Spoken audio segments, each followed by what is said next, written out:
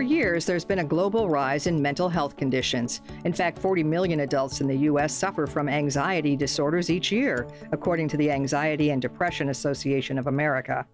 Unfortunately, this issue isn't only affecting people over the age of 18.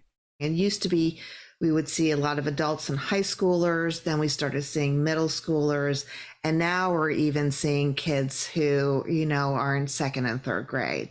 And they're just becoming paralyzed, and they're becoming paralyzed with fear. But are fear and anxiety the same thing?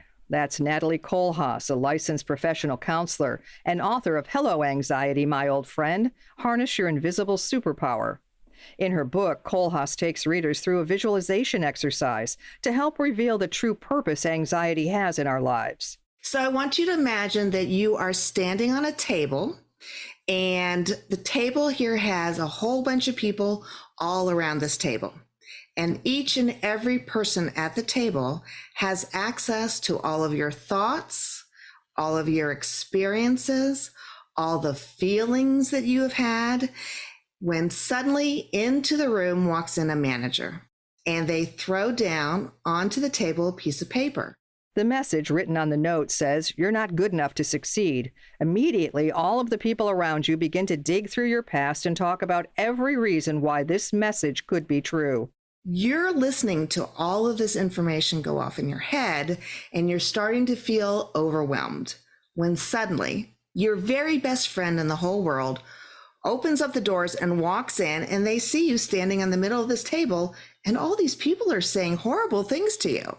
So they run over to the table and they're trying to get your attention, but you actually can't hear them because there's all these other voices that are going off. Since your friend can't be louder than all of these other people, they have to find a different way to get your attention. But as they're tapping on your shoulder and shaking your arm, the voices around the table continue to grow louder and louder.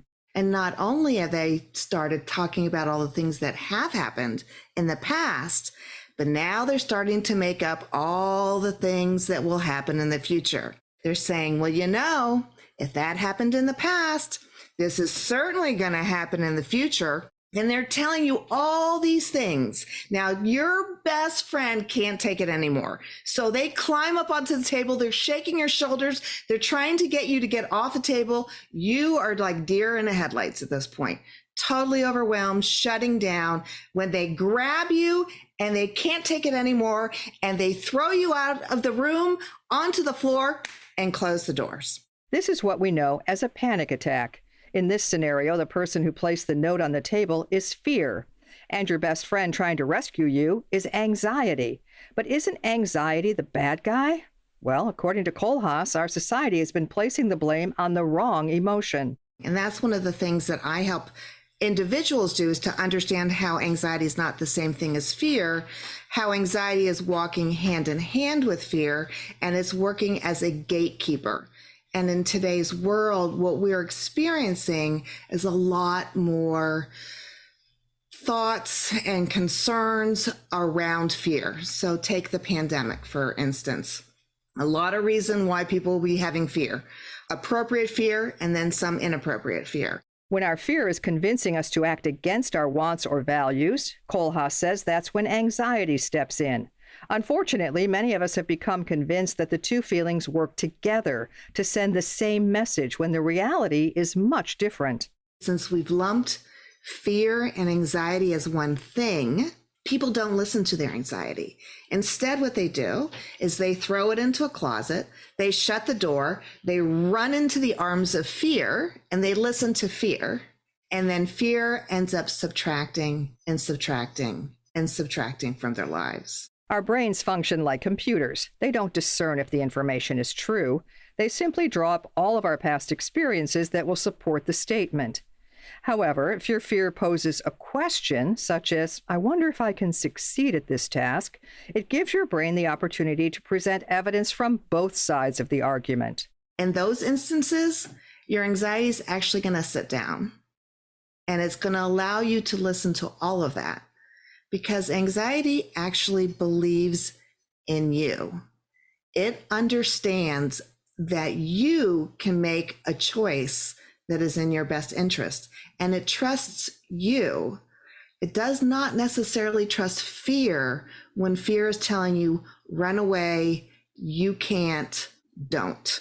But how can we know when our fears are right versus when we're simply making up monsters in our head?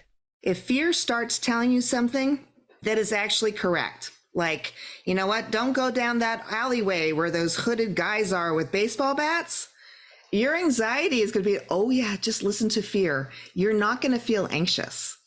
You're just going to feel afraid. And your anxiety will sit back down and say, listen to fear. This is correct. But when fear is telling us something that is not correct, that's when our anxiety comes online. And what has happened is anxiety actually has to talk to us in a different way than fear does. Unfortunately, our minds can be overwhelming at times, making it hard for anxiety to break through. Instead, Kohlhaas says it has to get creative for us to finally listen. So for some people, maybe they'll feel their heart racing.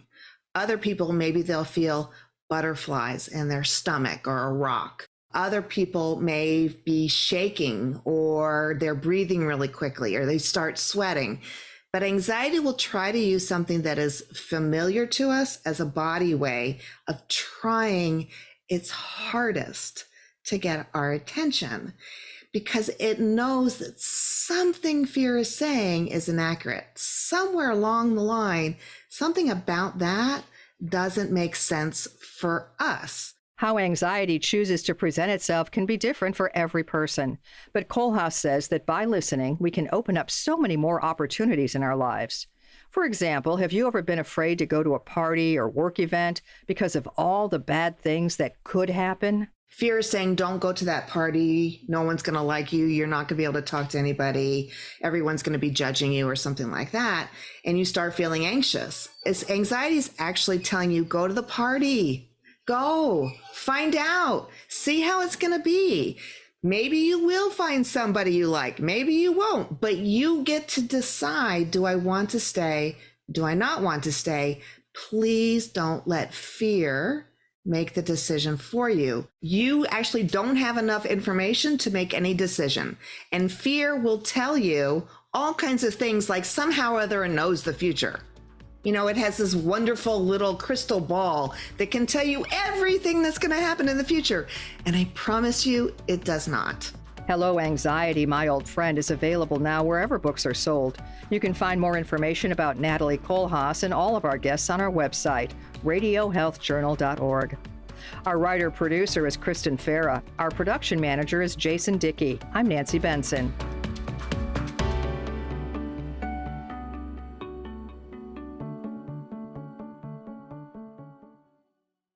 Coming up next week on Radio Health Journal.